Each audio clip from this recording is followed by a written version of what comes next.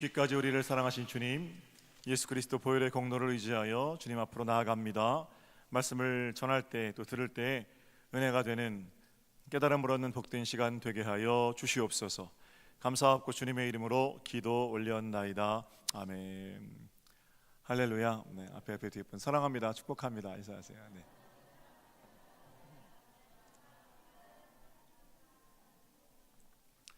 속회에 참석해 주십시오. 속회를 통해서 말씀이 삶이 됩니다.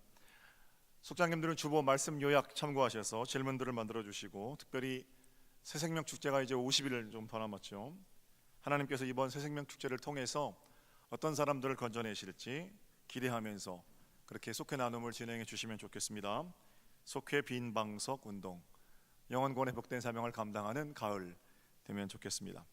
자, 오늘 역시 감리교 속회공과 본문을 가지고 은혜를 나눕니다. 요한일서 2장 말씀인데요, 감사한 것은 제가 지난주 수요일에 기독교 방송 C채널에서 성경 쏙쏙 마지막 녹화를 마쳤거든요. 아마 10월 중순까지는 방송이 될 텐데, 요한일서 가지고 강해 설교했습니다. 41시간 설교를 나눴는데 다 마쳤거든요, 그거. 그래서 하나님이 이제 요한일서 당분간 가지고 설교하는 일은 없겠군요, 그렇게 생각했는데, 이번 주 그리고 다음 주에 다시 요한일서를 펼쳐라, 그렇게 말씀하시는 것 같아요. 이번 주하고 다음 주 2주 동안 요한일서를 반초하면서 그렇게 함께 은혜를 나누기를 소망합니다. 자, 오늘은 먼저 2장 18절부터 25절까지의 말씀이죠. 아들을 시인하는 자에게는 이라는 제목으로 은혜 나누려고 합니다. 18절 말씀 먼저 볼까요? 아이들아, 지금은 마지막 때라. 적 그리스도가 오리라는 말을 너희가 들은 것과 같이 지금도 많은 적 그리스도가 일어났으니 그러므로 우리가 마지막 때인 줄 아노라. 마지막 때 적 그리스도, 무시무시한 말들이 등장하죠. 사도행전 요한일서 2장에 사도 요한은 하나님과의 동행을 가로막는 요소를 언급하고 있습니다. 전반부에는 우리가 구원의 길에서 하나님과 동행하는데 먼저 우리 안에서 그 동행을 가로막는 요소를 말하는데, 육신의 정욕, 안목의 정욕, 이생의 자랑 많이 들어보셨죠? 사도 요한이 말하는 겁니다. 그런 욕심과 자랑들이 구원의 길을 가는 기쁨을 가로막고 하나님과의 동행을 가로막는다. 그 전반부 얘기예요. 내부적인 방해 요소. 그런가 하면 이 구원의 길을 걸어가는데 외부적인 방해 요소가 있는데, 바로 오늘 본문부터 언급되는 적 그리스도, 그것이 외부적인 방해 요소입니다.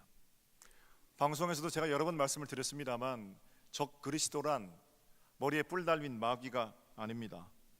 바울의 편지에도 등장하고 요한의 편지에도 등장하는데, 적 그리스도 한마디로 요약해서 말씀드리면 교회를 대적하는 무리들입니다. 믿는 사람들을 핍박하고 조롱하고 불신을 조장하고 교회 공동체를 무너뜨리려는 그런 시도들, 적 그리스도가 하는 일들이겠죠. 이런 사람들이 가지는 공통점이 있는데 교회와 연관이 있는 사람들이라는 겁니다. 19절을 보세요. 19절. 그들이 우리에게서 나갔으나 우리에게 속하지 아니하였나니 만일 우리에게 속하였더라면 우리와 함께 거하였으려니와 그들이 나간 것은 다 우리에게 속하지 아니함을 나타내려 함이니.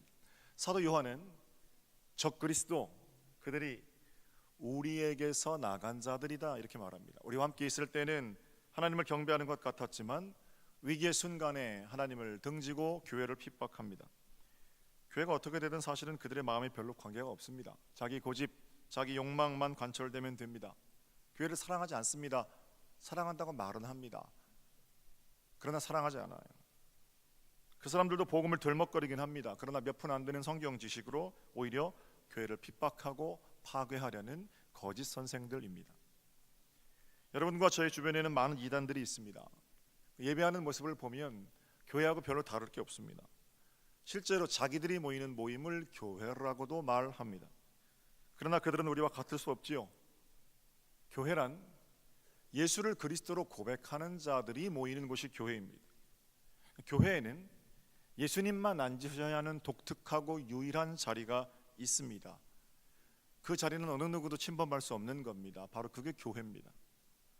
그러나 이단들은 모양은 비슷합니다만 여지없이 그 모임의 중심에 예수가 아닌 다른 것들이 앉아 있습니다. 가령 그 모임의 교주라든지 그 교주가 내린 시행 세칙이라든지 뭐 이런 것들이겠죠. 하나님과 나 사이에 예수 아닌 다른 것들이 차지하고 앉은 겁니다. 그 안셀린 그린 신부가 있죠. 베네딕틴에 오랫동안 재정을 담당했던 그분의 표현을 좀 빌자면, 하나님과 나 사이에 그리스도 예수 외에 다른 것들이 앉아 있는 게 그리스도인들의 품위를 잃어버리는 거거든요. 그 사람들은 품위를 잃어도 너무 잃어버린 겁니다. 아니, 잃어버리다 못해서 예수 그리스도의 자리를 교주에게 내어 주었다면 더 이상 그들은 그리스도인일 수는 없는 거죠. 시작은 비슷합니다. 내용도 비슷한 것 같습니다. 그러나 끝이 다릅니다. 그게 2단입니다. 언제 가장 즐거워해요? 제가 집회에 참석해 보지는 못했지만 그 사람들 집회에 모여서 집회하는 걸 가만히 영상을 통해서 이렇게 보면 거기 사람들도 아멘 아멘 그러더라고요. 어떤 교단, 어떤 사람들은 어느 때 아멘 제일 크게 하냐면 교회 비판하고 교회 조롱하고 그럴 때 제일 크게 아멘 합니다. 다 상처받은 사람들이에요, 교회에서. 목소리를 높여서 교회를 비판하고 조롱하고 거기 마음을 모으고 힘을 내지만 사실은 그 비판이나 조롱은 눈물 어린 진언이 아닙니다. 비아냥입니다. 믿는 자들을 어떻게든지 예수 그리스도에게서 떼어놓으려고 하고 몸부림치는 것, 이단들의 특징이죠. 사랑하는 여러분, 여러분과 제가 모여있는, 또 여러분과 제가 섬기는 교회는 생명입니다.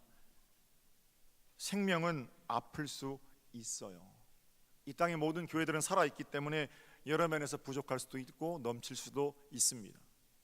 사람들의 모임이 교회인데 사람들이, 아니 내가 완벽하지 않은데 수많은 내가 모여있는, 사람들이 모여있는 교회가 어떻게 완벽할 수 있겠습니까? 그래서 믿음의 사람들은 교회가 아픈 걸 발견하게 되면 교회가 나이기 때문에 자기 살 도려내는 심정으로 엎드려서 회개하고 기도하고, 이게 믿음의 사람들의 교회의 아픔을 대처하는 모습입니다. 교회는 그렇게 2000년 동안 그 아픔으로 무릎 꿇고 기도하는 자들에 의해서 유지되어 왔습니다. 그러나 적그리스도들은 교회의 아픔을 어떻게 생각해요? 교회를 무너뜨릴 기회로 생각합니다. 이게 달라요. 똑같이 바른 소리 하지만 그 바른 소리의 이면이 다르다는 겁니다. 솔로몬 재판 아십니까? 그 가짜 엄마 뭐라 그럽니까? 애 생명이 어떻게 되든지 가르자고 하잖아요. 그게 가짜 엄마 특징이에요. 잘 분별하셔야 됩니다. 그렇다면 우리에게서 나갔다는 그 적그리스도 어떻게 대처하라 그럽니까? 저는 두 가지 말씀을 드리려고 그럽니다. 첫 번째, 두려워하거나 조급해하거나 호들갑스럽게 떨지 말아야 합니다. 18절을 보세요. 18절. 아이들아, 지금은 마지막 때라. 적그리스도가 오리라는 말을 너희가 들은 것과 같이, 너희가 들은 것과 같이. 지금도 많은 적그리스도가 일어났으니 그러므로 우리가 마지막 때인 줄 아노라. 사도 요한이 뭐라고 말해요? 너희는 이미 적그리스도가 오리라는 걸 들었다. 환난과 핍박이 있을 거라는 걸 너희 알고 있다라는 겁니다. 사도 요한이 말하는 방식이 이렇습니다. 방송 자주 보신 분들은 알겠습니다만, 또 아는 것은, 또 너희가 이미 알고 있는 것은, 이렇게 편지하거든요. 적그리스도의 출현은 전혀 새로운 것이 아닙니다. 우리가 교회로 모여서 거룩함을 지키고 살아가려고 할 때 각종 비방, 모함, 환난, 핍박 당할 수 있습니다. 그런 거 하나도 없이 꽃길만 가는 게 아닙니다. 우리 주님께서도 세상에서는 너희가 환난을 피할 거다? No, 아니에요. 세상에서는 너희가 환난을 당할 거다. 그러나 담대하라, 나는 세상을 이겼느니라. 환난의 때를 대비하라고 하나님께서 저와 여러분에게 믿음을 주셨습니다. 그래서 어떻게 하라는 겁니까? 환난이 있을 때, 적그리스도가 나타나서 기승을 부릴 때 어떻게 하라는 거예요? 믿음을 가지고 맞서라는 겁니다. 질병이라면 아는 질병이고 싸움이라면 이긴 싸움이라는 거예요. 이미 들었고 그 싸움을 정복하시고 그 질병을 정복하신 예수 그리스도가 계시기 때문입니다. 메르스가 환자가 발견됐다고 그러죠. 그 왜 무서운 겁니까?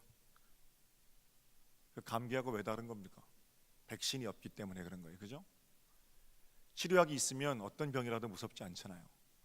치료약이 없으니까 전파되는데 국가가 비상상태 선포하고 그러는 거 아니겠습니까? 적그리스도의 출현, 치료약이 있는 질병이라는 거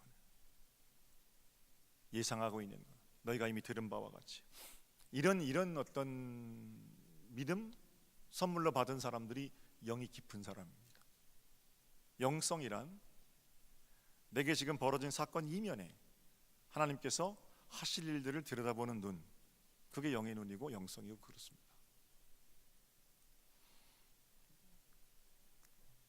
환난의 때에 두려워하거나 조급해하거나 적그리스도의 출현에 호들갑스럽게 난리하는 것 아니고 두려움 없이 믿음으로 당당하게 맞서는 영이 깊은 분들이 되시기를 우리 주님의 이름으로 축복합니다. 네. 이재철 목사님하고 이어령 교수님하고 대담한 게 있어요. 그 두 분이 이렇게 이야기를 나눈 걸 책으로 엮어서 냈는데 이재철 이어령 대담 지성과 영성의 만남, 그렇게 책 제목이 됩니다. 거기 이런 대목이 나옵니다. 이재철 목사께서 이어령 교수에게 이렇게 여쭤요. 선생님, 지성과 감성과 영성의 차이가 뭡니까? 그러니까 이어령 교수가 이렇게 대답합니다. 목사님, 지성이란 제가 생각할 때는 물이 이렇게 엎어졌으면 그 물을 다시 담을 수 있는, 엎어지기 전에 원상태로 복구할 수 있는 원상복구의 능력, 그게 지성입니다. 그럼 감성은요? 물이 엎어졌을 때 여기 물이 엎어졌어요 라고 소리치고 사람들로 하여금 물이 엎어진 것을 알게 하는 것, 그거를 감성이라고 하지요. 영성은요? 영성은 이런 것들과는 차원이 다릅니다. 영성은 그 엎어진 물을 가지고 토닥토닥 물놀이를 하든지 거기에 물감을 풀어서 세상에서 빚어낼 수 있는 가장 아름다운 그림을 그려내든지, 이게 영성입니다. 영성은 또 다른 차원의 문제입니다. 뭐 그런 말씀들을 하시더라고요. 위대한 통찰입니다. 우리 인생에서 물이 엎질러진 것 같은 그런 상황을 만날 때가 있지요. 똑똑한 사람들은 할 수 있는 대로 원상복구하려고 할 겁니다. 그 지성이 있는 분들이세요. 그 물이 흘러서 바지, 옷 이런 데 묻지 않도록 물이 엎어졌어요 소리치는 감성도 여러분과 제게는 필요합니다. 그러나 영이 깊은 사람들은 그 엎질러진 물과 같은 상황, 그런 자리에서 하나님께서 이 일을 가지고 무엇을 하실까를 봅니다. 하나님께서 이 일을 통해서 내 인생에 펼쳐가실 일들을 기대하게 됩니다. 그렇기 때문에 어떻게 해요? 이 믿음 가지고 두려워하거나 조급해하지 않는 겁니다. 사랑하는 여러분, 어떤 환난을 당하셨습니까? 무엇이 우리를 예수 그리스도로부터 떼어놓으려고 합니까? 조급해하지 마십시오. 두려워하지도 마십시오. 이미 우리가 예상했던 공격, 예상했던 환난입니다. 하나님께서 여러분이 받은 상처를 어떤 훈장으로 만들어 가실지를 기대하십시오. 그것이 담대하게 믿음으로 나서는 것, 두려워하지 않는 것, 이것이 우리가 적그리스도를 대할 때 첫 번째 자세이어야 합니다. 옆 사람하고 인사하세요. 두려워하지 맙시다. 두려워하지 맙시다. 두 번째 요한이 제시하는 적그리스도 대처법입니다. 19절을 보세요. 19절. 그들이 우리에게서 나갔으나 우리에게 속하지 아니하였나니 만일 우리에게 속하였더라면 우리와 함께 거하였으려니와 그들이 나간 것은 다 우리에게 속하지 아니함을 나타내려 함이니라. 사도 요한의 관심은 나갔다, 몇 명이나, 어떻게, 이거 아닙니다. 소속이 어디냐? 19절은 그렇게 읽어야 합니다. 우리라는 표현이 등장하는데 우리에게서 나갔다, 우리 소속이 아니다. 여기 우리 누굽니까? 예수를 그리스도로 고백하는 공동체 모임입니다. 그럼 그들은요? 그들은 예수를 그리스도로 고백하지 않는 자들입니다. 예수의 그리스도 되심을 부인하는 자들, 그게 어떻든지 아무 상관이 없는 사람들이죠. 여기서 우리가 적그리스도 두 번째 대처법을 발견할 수 있는데, 우리 주 예수 그리스도, 이 고백을 단단히 하는 겁니다. 한번 따라해 볼게요. 우리 주 예수 그리스도. 할렐루야. 교회가 교회되기 위해서는 이 첫 단추가 잘 꿰어져야 합니다. 친교하자가 모인 거 아니고 좋은 일 하자고 모인 거 아닙니다. 우리 즐겁자고 모인 게 아닙니다. 우리는 우리 주 예수 그리스도, 예수 그리스도의 십자가를 통해서 구원받은 자들이 하나님 나라를 이루며 살려는 거룩한 모임입니다. 지켜야 할 것은 예수가 그리스도라는 고백입니다. 바로 이 지점에서 우리와 그들이 구분된다 이렇게 말하죠. 22절을 보세요. 거짓말하는 자가 누구냐? 예수께서 그리스도이심을 부인하는 자가 아니냐? 아버지와 아들을 부인하는 그가 적 그리스도니 아들을 부인하는 자에게는 또한 아버지가 없으되 아들을 시인하는 자에게는 아버지도 있느니라. 아버지, 하나님 아버지와 동행하는 첫 번째 걸음은 아들을 시인하는 겁니다. 예수가 그리스도이심을 고백하는 겁니다. 다른 건 몰라도 내가 예수가 그리스도이신지 어떻게 논리적으로 조직적으로 사형일을 사도신경을 풀어 설명할 수는 없을지라도 나는 그건 하나 알아요. 예수님이 내 구원자이신 거. 이 고백, 우리 마음에 새겨진 이 생명의 고백, 이게 교회가 지켜가야 할 기독교의 심장이에요. 요한복음 9장에는 나면서부터 소경된 사람이 등장합니다. 예수님께서 선천성 시각장애인 그를 불쌍히 여기셔서 고쳐주십니다. 사람들이 물어보는 거예요. 선생님, 얘는 나면서부터 눈을 못 봤는데 얘 누구 잘못 때문에 그랬습니까? 조상이 잘못했습니까? 아니다. 하나님께서 하시는 일들을 나타낼 거다. 그리고 나서는 불러서요, 눈에다가 진흙을 발라주시고 너 실로암 가서 씻고 와 그러세요. 그이가 실로암에 가서 씻고 밝은 눈으로 돌아왔더라. 이렇게 요한이 기록하고 있어요. 난리가 났죠. 사람들이 보니까 매일 거기 앉아서 구걸하고 눈 못 뜬 맹인으로 살았던, 다른 사람들이 혀를 끌끌 차게 했던 그이가 눈을 떴단 말입니다. 눈 감고 사는 것만 보다가 눈 뜬 모습을 보니까 그 사람인 것 같기도 하고 그 사람이 아닌 것 같기도 하고, 맞아, 아니야 그럴 리가 없어 이렇게 얘기하고 있는데 그 사람 뭐라고 그래요? 내가 그 사람입니다. 자초지종을 말합니다.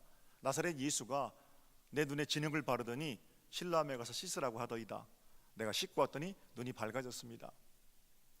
사람들이 그 반응, 어떻게 그런 일이 가능해? 이해가 안 되잖아요. 근데 얼굴 보니까 비슷하거든요. 또 그 자기 자신이 나았다고 그러니까 그 사람 데리고 어디로 가냐면 바리사인들에게 데리고 갑니다. 바리새인들이 묻습니다. 어떻게 된 거냐? 또 자초지종을 말하는 거예요. 여차저차해서 예수가 나를 고쳐주셨고 내가 눈이 떠졌습니다.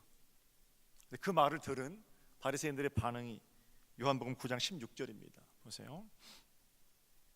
바리새인 중에 어떤 사람은 말하되 이 사람이 안식일을 지키지 아니하니 하나님께로부터 온 자가 아니라 하며, 어떤 사람은 말하되 죄인으로서 어떻게 그런 표적을 행하겠느냐 하며 그들 중에 분쟁이 있었더니,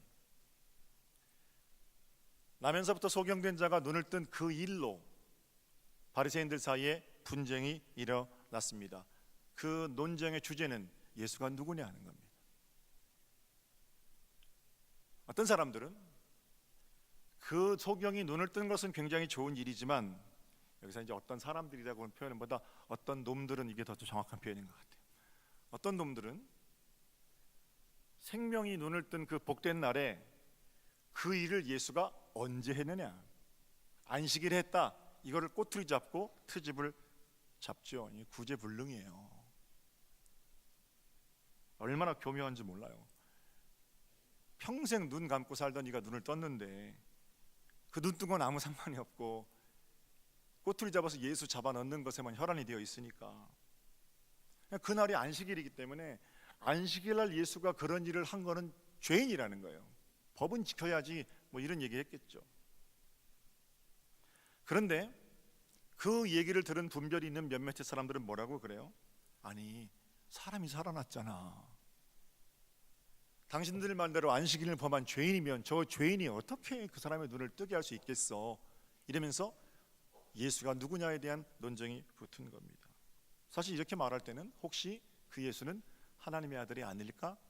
그리스도가 아닐까? 이런 어떤 선한 질문들을 품고 있는 거겠죠. 결론이 나지 않습니다. 그래서 이 사람들은 다시 맹인에게 묻습니다. 너 진짜 그 예수가 눈뜨게 한 건 맞아? 너 예수가 누구라고 생각하니? 그 맹인이 뭐라고 대답하냐면요, 예, 선생님, 제가 볼 때는 그 예수는 선지자, 예언자 같습니다. 그래요. 아직까지 이 소경된 자가 예수가 그리스도입니다 이렇게 확 고백하는 게 아니에요. 그분은 나를 고치신 걸로 봐서 선지자 같습니다. 바리새인들은 도저히 안 되겠으니까 이번에는 그 부모를 증인으로 내세웁니다. 그리고 다그치는 거예요. 네 아들이 나면서부터 못 봤다는데 지금은 눈을 떴다. 이거 어떻게 된 일이냐? 혹시 이거 쇼 아니냐? 부모는 모든 것을 알고 있었습니다. 부모의 마음을 좀 헤아려 볼까요? 남의 애를 낳는데 죽을 고생하고 세상에 내보냈는데 얘가 눈이 감겼어요. 못 봐요. 태어나면서부터. 얼마나 평생 동안 그 애가 눈물에 거둔 기도거리였겠습니까? 내 잘못이다. 내 잘못 때문에 네가 눈을 못 본다. 그렇죠? 기도 때마다 그 아들 놓고 기도하지 않았겠습니까? 그런데 그 암흑 속에 살던 그 아들이 나사렛 예수를 만나서 눈을 떴어요. 그러니까 예수님은 정말로 고마운 거죠. 나 고쳐주는 것보다 내 자식 고쳐줬는데 그 앞에 내 생명이라도 갖다 바치고 싶지 않겠습니까? 그렇다면 응당 예수를 죄인이라고 공격하는 적그리스도의 무리들에 대해서 이 부모가 어떻게 대답해야 되냐면 그걸 말이라고 합니까? 이렇게 대답해야 돼요. 내 아들이 저기서 고생하는 거 당신들도 다 봤잖아요. 다 알고 있는 사람들이 저 사람을 트집 잡으려고 합니까? 이러면서 양손을 걷어붙이고 나섰어야 되는데 그 부모는 뭐라고 그래요? 내 아들에게 물어보세요. 내 아들에게 물어보세요. 왜 그렇습니까? 22절이에요. 그 부모가 이렇게 말하는 것은 이미 유대인들이 누구든지 예수를 그리스도로 시인하는 자는 출교하기로 결의하였으므로 그들을 무서워함이라. 예수를 그리스도다, 그분이 고쳐주셨다, 그분이 구원자이시다 라고 말하는 것들은 내쫓기로 결의했어요. 그러니까 그 내쫓기는 게 두려워서 부모가 뭐라고 그래요? 아들에게 물어보세요. 좋은 부모는 아닌 것 같아요. 예수를 그리스도로 시인하는 자들을 잡아가두겠다. 적그리스도죠. 적그리스도적인 엄포입니다. 결국 바리새인들이 맹인을 다시 부르는 겁니다. 그리고 이번에는 취조하는 게 아니고 협박해요. 거짓 증언을 강요합니다. 24절을 보세요. 이에 그들이 맹인이었던 사람을 두 번째 불러 이르되 너는 하나님께 영광을 돌리라. 명분이야. 그럴듯하죠. 하나님께 영광을 돌리라. 그리고 뭐라 그래요? 우리는 이 사람 그리스도가 죄인인 줄 아노라.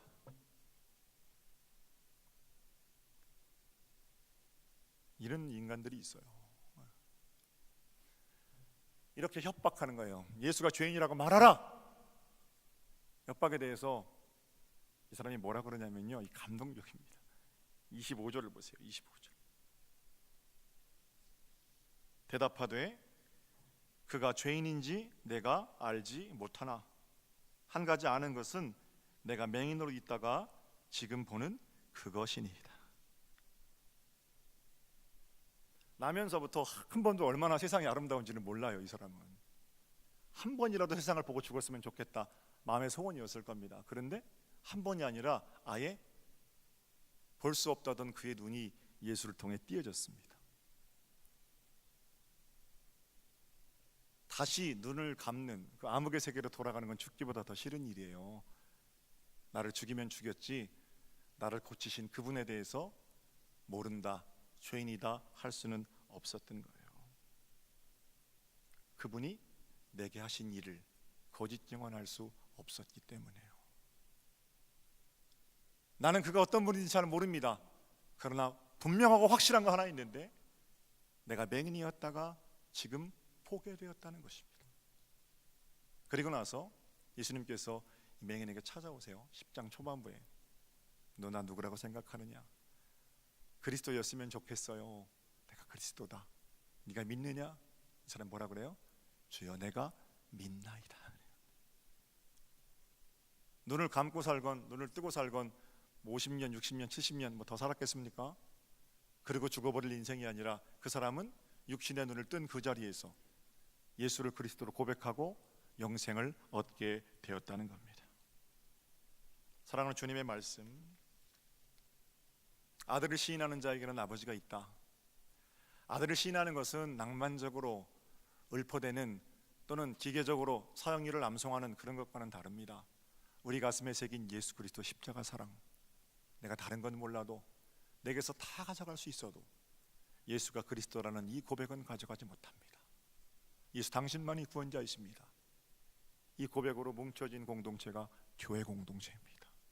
그리고 이 고백은 우리 신앙의 선배들이 각종 형태를 위해서 피를 뿌리며 지켜온 고백입니다. 절대로 이 고백을 가볍게 여기면 안 됩니다. 교회의 정체성이 흔들리는 거예요.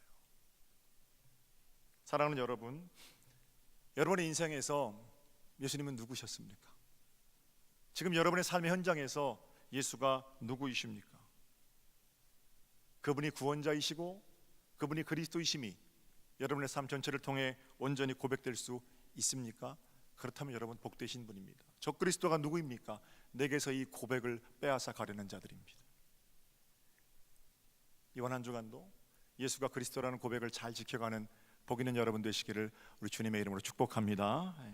교회는 그 고백으로 서로를 위로하는 공동체입니다. 기러기들이 이동할 때요, 끼룩끼룩 이렇게 소리를 낸대요.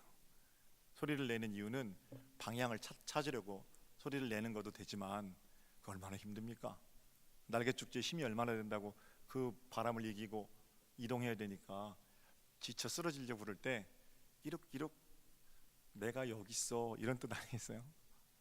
서로 그 소리가 풍성하게 많은 그 끼룩끼룩 소리가 서로에게 힘을 준다라는 거예요. 교회는 하나님 나라 이룰 때까지 대열을 이탈하지 않고 그리로 가는 공동체 아니겠습니까? 그 위에서 어떤 소리가 많아져야 돼요? 아, 괜찮아, 내가 도와줄게, 사람 다 그렇지, 좋아요, 그런 소리들도. 근데 가장 좋은 소리는 집사님, 예수님 계시잖아. 권사님, 예수님이 그리스도시잖아. 내 인생 가운데 복된 일을 하신 예수께서 당신의 인생 가운데에서도 그 일을 하실 거잖아. 예수 그리스도로 권면하고 예수 그리스도로 일으키고 예수 그리스도로 중보하고 예수 그리스도로 서로를 사랑해내는 복된 공동체가 교회죠. 기러기들이 끼륵끼륵 한다면 우리는 예수는 그리스도 아름다운 고백으로 서로를 응원하며 하나님 나라 이룰 때까지 중단됨 없이 이 길을 가야 하는 겁니다. 하나님과 동행하는 아름다운 길 위에서 저 그리스도를 대처하며 예수가 그리스도라는 고백을 단단히 지켜가는 여러분의 한 주간의 삶이 복된 승리로 드러나시기를 다시 한번 우리 주님의 이름으로 축복합니다. 아들을 시인하는 자에게는 아버지도 있느니라. 기도할게요.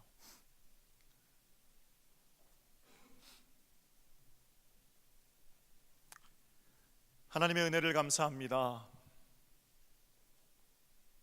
아들을 시인하는 자에게는 아버지도 있느니라. 사도 요한의 권면을 잘 지켜가게 하시고 우리를 예수와 떼어 넣으려는 수많은 적 그리스도적인 시도들 가운데에서 당당하게 겸손하게 예수 그리스도께 붙들린 바대로 승리를 살아내는 은혜의 세월 이번 한 주간 저희들의 것이 되게 하여 주시옵소서. 예수는 그리스도 아름다운 고백 우리 입술과 심장의 고백이 되기를 원하오니 성령님 붙드시고 인도하여 주시옵소서. 감사하고 주님의 이름으로 축복하며 기도 올렸습니다. 아멘.